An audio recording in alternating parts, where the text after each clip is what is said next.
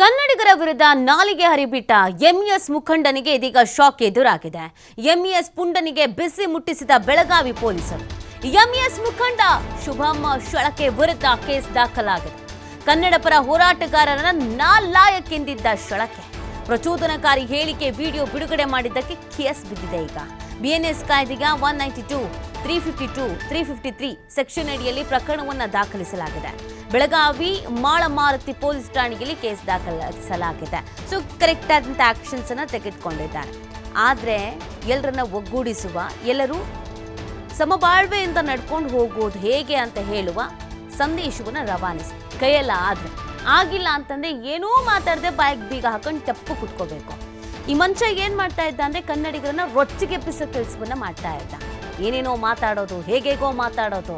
So ಆ ಕಾರಣಕ್ಕಾಗಿ ಪ್ರಚೋದನಕಾರಿ ಭಾಷಣ ಮಾಡಿದ ಕೇಸ್ ಹಾಕಿದ್ದಾರೆ. ಈಗ ಅಲಿಬೇಕು, ಕಾನೂನು ಹೋರಾಟವನ್ನು ಮಾಡಲಿ. ಯಾಕಂದರೆ ಸುಮ್ಮನೆ ಇರ್ತಾರಲ್ವಾ, ಹಾಗಾಗಿ ಈ ಥರದ ವೀಡಿಯೋಸ್ಗಳನ್ನು ಮಾಡಿ ಮನೇಲಿ ಕುತ್ಕೊಂಡು ವೀಡಿಯೋ ಮಾಡಿ ತೇಲಿ ಬಿಟ್ಬಿಡ್ತಾರೆ.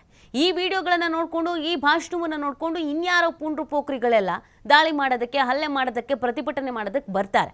ಸೊ ಹಾಗಾಗಿ ಮೊದಲಿಗೆ ಈ ಥರ ಕಂಡಲ್ಲಿ ನಿಂತಲ್ಲಿ ಏನೇನೋ ಸ್ಟೇಟ್ಮೆಂಟ್ಗಳನ್ನು ಕೊಡೋದು, ಕನ್ನಡಿಗರನ್ನ ನಾಲಾಯಕ್ ಅಂತ ಹೇಳಕ್ಕೆ ಇವ್ರು ಯಾರ್ರಿ? ಸೊ ಇಂಥ ನಾಲಿಗೆ ಹರಿಬಿಟ್ಟಂಥ ಎಂಇಎಸ್ ಪುಂಡನ ವಿರುದ್ಧ ಇದೀಗ ಕೇಸನ್ನು ದಾಖಲಿಸ್ಕೊಂಡಿದ್ದಾರೆ ಪೊಲೀಸರು. ಈ ಥರದೊಂದು 5-6 ಕೇಸ್ ಬಿದ್ದರೆ ಸ್ಟೇಷನಿಗೂ ಹಾಗೇನು ಕೋರ್ಟಿಗೂ ಅಲ್ದು ಸರಿ ಹೋಗುತ್ತೆ, ಸಮಯ ಅನ್ನೋದು ಹೋಗುತ್ತೆ. ಅದು ಬಿಟ್ಟು ಏನೂ ಆಗಲಿಲ್ಲ ಅಂತಂದರೆ ಹಿಂಗೆ ಎಲ್ಲೆಲ್ಲಿ ಬೇಕೋ ಅಲ್ಲಲ್ಲಿ ಬೇಕೋ ಬಾಯಿ ನಾಲಿಗೆ ಎಲ್ಲ ಹರಿಬಿಟ್ಕೊಂಡು ಓಡಾಡ್ತಾ ಇರ್ತಾರೆ. ಸೊ ಇದೀಗ ತಕ್ಕ ಶಾಸ್ತಿ ಆಗಿದೆ, ಕೇಸ್ ಆಗಿದೆ.